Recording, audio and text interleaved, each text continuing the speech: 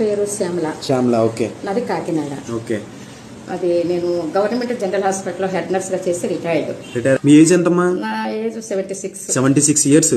ఈ ఏజ్ లో మీరు ఈ బ్యాగ్ పట్టుకుని ఇంకా భోజనం చేయలే? లేదు. టైం 1:20 అయింది. మార్నింగ్ ఏ టైంకి లేస్తారు? 5కి లేస్తాను. 5కి లేస్తారు.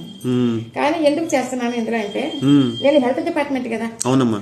ఎదటి వాళ్ళకి మనలాగా మన వయసులో కూడా అవతల వాళ్ళకి హెల్ప్ చేసి ఆరోగ్యంగా ఉండడం కోసం అని చెప్పేసి నేను ఇందులో జాయిన్ అయ్యాను. మీకు ఇందులో మన వెస్టేజ్ కంపెనీలో చేయడం వల్ల మీకు లాభాలు ఏమిటి అమ్మా? అదే ఆ లాభాలంటే 10 మందికి ఉపకారం చేయాలి, 10 మందికి ఆరోగ్యం చేకూర్చాలి.